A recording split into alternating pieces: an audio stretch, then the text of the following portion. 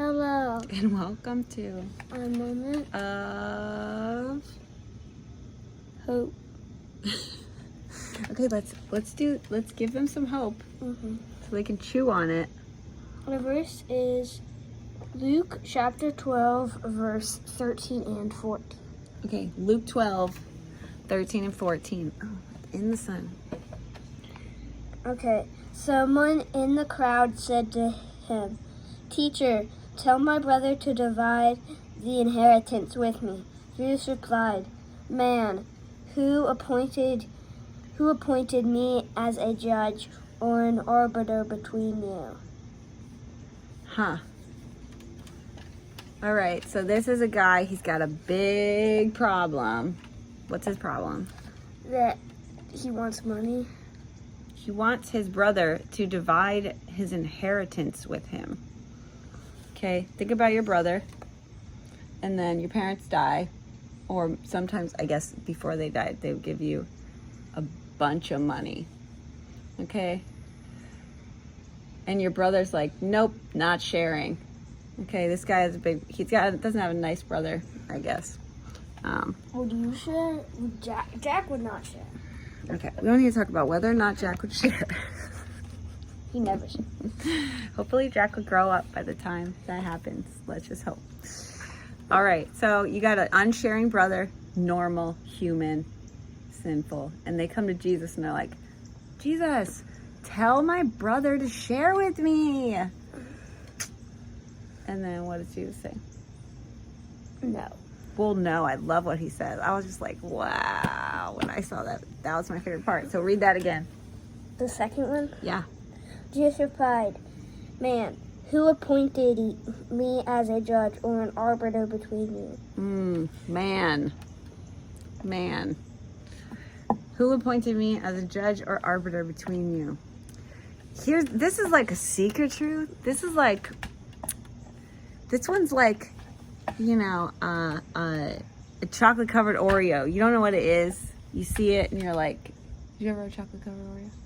What's that? Oh man, okay. We'll make you some with your chocolate chips. Anyway, chocolate covered Oreo, it's just like, what's that blob? You go into a candy shop and you see all these things that are like chocolate covered. You don't know what's inside. That's what this hope is, I think. Okay. You don't know what the hope is. Well, no, but it's just inside. It has to be inside. You got to get to know Jesus, and you're going to find out. This verse is hilarious because he's like, who appointed me as a judge and arbiter of what? Of man. No, of something. Read it again. I can't keep up. Jesus replied, "Man, who appointed me as a judge or an arbiter between you?" That's it. Yeah. Who appointed me as a judge or arbiter between you? No one. Jesus is the judge. Okay? He's coming back for like the ultimate judgment. But he's got some people just saying like, well, tell these guys to share. Okay? And Jesus is like, I'm not your judge or arbiter between you. Who appointed that? So I think the hope. Is there like a hidden hope? Well, I think the hope is like, eventually all wrongs will be made right, and Jesus was the right guy to go to, but not about your whining. It was kind of a hidden hope, I would say. Yeah, so what's the hope that you see? Sorry, I'm doing a bad job. My hope is that Jesus didn't really answer his question. Oh, you think there's hope in the fact that Jesus doesn't answer some questions? Yeah. That's totally different. Okay. I kind of like that, August. Let's just sit with that for a second, but not 6 minutes. Okay. Jesus doesn't answer his question right away. Why would there be hope in that? Or he's like, I'm not about to answer that. Because he doesn't need to. Well, he could be saying, get your priorities right. We don't know. Is this a follower of Jesus or is this a random? This is a random. Let's go back. Get the context here. Let's find it. It's a new thing. Oh, the parable of the rich fool. That's what it says. Okay.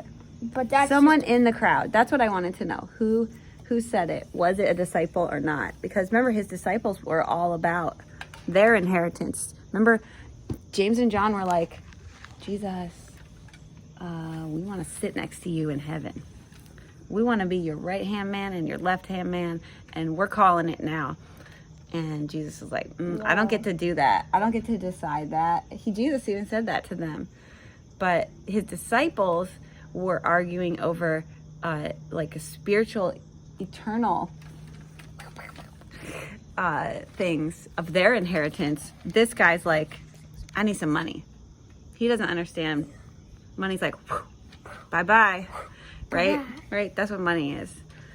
Jesus could be saying, there's better priorities. Just stick around. Listen to what I'm saying. Yeah. So you're going to find the hope, but Yeah. I gotta pull you along a little bit and stop whining about your parents' money. Thank you for joining our moment of hope.